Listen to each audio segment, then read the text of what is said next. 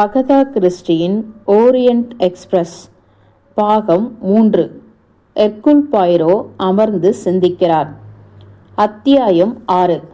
Colonel ஆர்புத்ராட்டுடன் இரண்டாவது சந்திப்பு. இரண்டாவது சந்திப்புக்காக டைனிங் காருக்கு வருமாறு அழைக்கப்பட்டதில் வெறுப்பாகியிருப்பது கலோனனிடம் வெளிப்படையாகவே தெரிந்தது. வந்து அமர்ந்தபோது அவருடைய முகம் தாள ஒண்ணா உணர்வினை பிரதிபலித்தது. வெல், இரண்டாவது முறையாக உங்களை தொந்தரவு செய்வதற்கு மன்னிக்கணும் என்றார் பாய்ரோ. எனக்கென்னவோ உங்களால் எங்களுக்கு இன்னும் தகவல் தர முடியும்னு தோணுது. அப்படியா? எனக்கு அப்படி எதுவும் தோணலை. சரி, துவக்கமாய் நீங்கள் இந்த பைப் கிளீனரை பாருங்க. எஸ், இது உங்களுடைய பைப் கிளீனர்களில் ஒன்றா? தெரியல. இதில் எல்லாம் நான் எவ்விதமான பச்சையும் குத்துவது கிடையாது, விளங்குதா? ஸ்டாம்பூல் கேலிஸ் கோச்சில் நீங்கள் மட்டும்தான் பைப் பிடிப்பீர்கள் என்பது உங்களுக்கு தெரியுமா, கலோனல் ஆர்புத்ராட்? அப்படின்னா இது என்னுடையவற்றில் ஒன்றாக இருக்கலாம். இது எங்கிருந்து எடுக்கப்பட்டதுன்னு உங்களுக்கு தெரியுமா? கொலை செய்யப்பட்டுள்ளவரின் உடலுக்கு பக்கத்தில் இருந்தது. கலோனல் ஆர்புத்ராட் அவரது புருவங்களை உயர்த்தினார். கலோனல் ஆர்புத்ராட், இது அங்கே எப்படி போயிருக்கக்கூடும் என்று உங்களால் எங்களுக்கு சொல்ல முடியுமா? நான் தான் இதை அங்கே போட்டிருக்க கூடும்னு நீங்கள் நினச்சிங்கன்னா, நோ, நான் இதை அங்கே தவற விடலை. நீங்கள் ரெச்சட்டின் கம்பார்ட்மெண்ட்டுக்குள்ளே எந்த நேரத்திலாவது போனீங்களா? அவர் கூட நான் பேசினது கூட இல்லை. நீங்கள் அவர் கூட பேசலை, அவரை கொலை பண்ணலை, அப்படித்தானே? கலோனலின் புருவங்கள் மறுபடியும் உயர்ந்தன.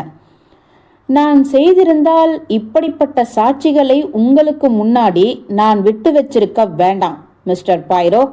நான் அந்த ஆளை கொல்லலை. வெல் என்ற பாய்ரோ முணுமுணுத்து கொண்டார். இது ஒன்றும் முக்கியத்துவம் கிடையாது. என்ன சொன்னீங்க? இது ஒன்றும் முக்கியத்துவமானது கிடையாதுன்னு.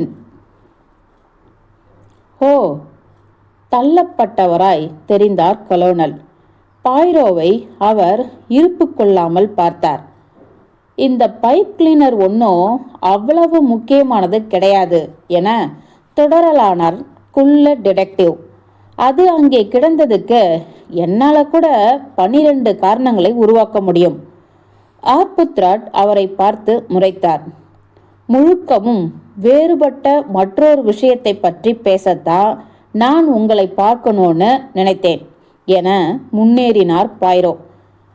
கென்யா நிறுத்தத்தில் உங்ககிட்ட பேசப்பட்ட சில வார்த்தைகளை பற்றி நான் கேட்கும்படி ஆனதை மிஸ் டெபன்ஹாம் ஒருவேளை உங்களிடம் சொல்லியிருக்கலாம். ஆர்புத்ராட் மறுபதில் தரவில்லை.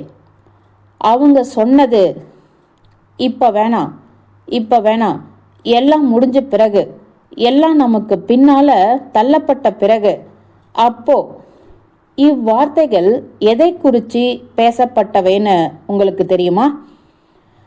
மன்னிக்கணும் மிஸ்டர் பாய்ரோ, இக்கேள்விக்கு பதில் தர நான் மறுக்க வேண்டியிருக்கும். ஏன்? கலோனல் இறுக்கமாய் சொன்னார். மிஸ் டெபன்ஹாமிடமே அவங்க சொன்ன இந்த வார்த்தைகளுக்கான அர்த்தத்தை நீங்க தேடணும்னு நான் சொல்லியிருக்க விரும்புகிறேன்.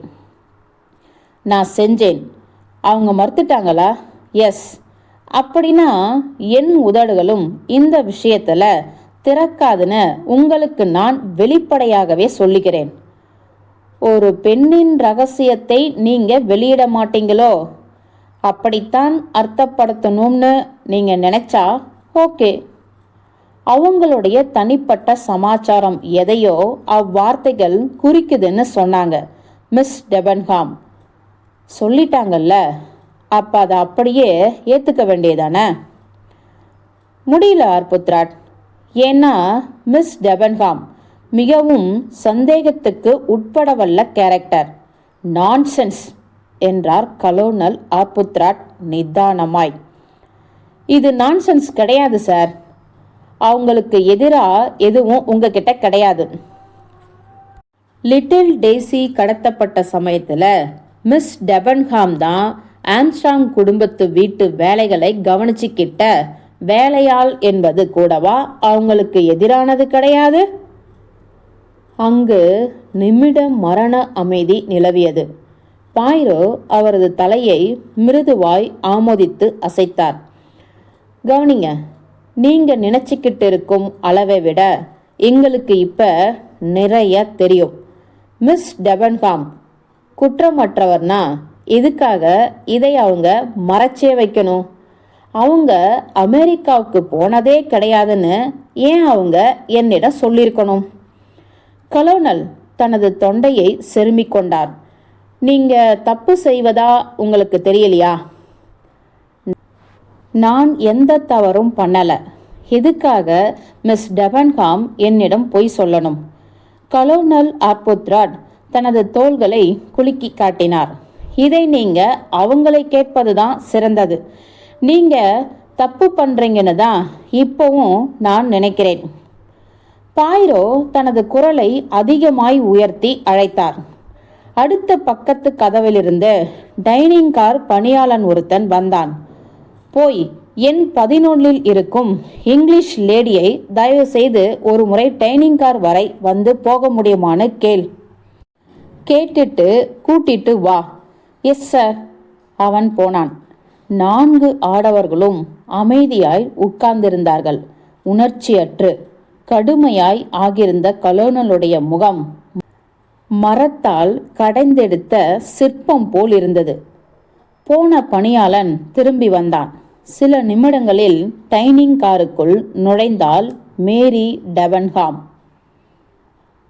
அகதா